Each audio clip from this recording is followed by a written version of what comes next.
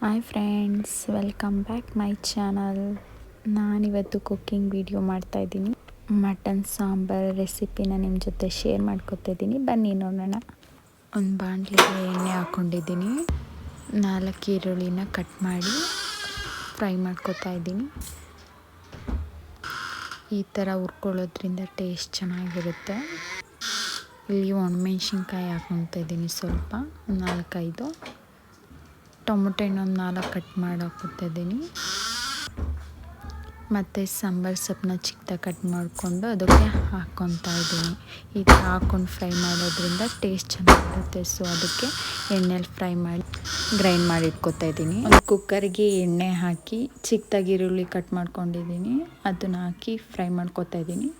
ಆಮೇಲೆ ಟೊಮೊಟೊ ಹಣ್ಣು ಹಾಕ್ತಾಯಿದ್ದೀನಿ.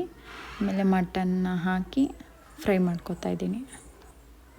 ಫ್ರೈ ಮಾಡ್ಕೊಂಡಾದ್ಮೇಲೆ ಅರಿಶಿನ ಮತ್ತು ಶುಂಠಿ ಬೆಳ್ಳುಳ್ಳಿ ಪೇಸ್ಟ್ ಸೇರಿಸಿ ಫ್ರೈ ಮಾಡ್ಕೊತಾ ಇದ್ದೀನಿ. ರುಚಿಗೆ ಅಷ್ಟು ಬೇಕಷ್ಟು ಉಪ್ಪು ಹಾಕ್ಕೊಂಡು ಕುಕ್ಕರಿಗೆ ಮುಚ್ಚಳ ಹಾಕಿ ವಿಷಲ್ ಹಾಕ್ಸ್ತಾ ಇದ್ದೀನಿ. ಈ ಥರ ಮಾಡೋದ್ರಿಂದ ಬೇಗ ಆಗುತ್ತೆ, ಟೈಮು ಸೇವ್ ಆಗುತ್ತೆ, ಟೇಸ್ಟು ಚೆನ್ನಾಗಿರುತ್ತೆ. ಹಾಕ್ಕೊಂಡಿದ್ವಲ್ಲ ಅದನ್ನು ಮಿಕ್ಸಿಗೆ ಹಾಕಿ ಸ್ವಲ್ಪ ಸಾಂಬಾರು ಪುಡಿ ಹಾಕ್ತಾಯಿದ್ದೀನಿ. ರುಬ್ಬಿಟ್ಕೊಂಡಿದ್ನಲ್ಲ ಅದನ್ನು ಆ್ಯಡ್ ಮಾಡ್ತಾಯಿದ್ದೀನಿ. ಅದಕ್ಕೆ ಆ್ಯಡ್ ಮಾಡಿ ಒಂದು ಸ್ವಲ್ಪ ನೀರನ್ನು ಹಾಕ್ಕೊತಾ ಇದ್ದೀನಿ. ಅದಾದಮೇಲೆ ಕಡಲೆ, ಗಸಗಸೆ, ಮೆಣಸು, ಲವಂಗ, ಜೀರಿಗೆ, ಕಾಯಿ, ಗೋಡಂಬಿ ಒಂದು 4 ಹಾಕಿ ಗ್ರೈಂಡ್ ಮಾಡ್ಕೊತಾ ಇದ್ದೀನಿ. ಅದು ಸ್ವಲ್ಪ ಕುದಿ ಬಂದಮೇಲೆ ಸಾಂಬಾರು ಸೊಪ್ಪು ಆ್ಯಡ್ ಮಾಡ್ಕೊತಾ ಇದ್ದೀನಿ. ನಾವು ರುಬ್ಕೊಂಡಿದ್ವಲ್ಲ ಆ ಪೇಸ್ಟನ್ನ ಅದಕ್ಕೆ ಹಾಕ್ತಾಯಿದ್ದೀನಿ.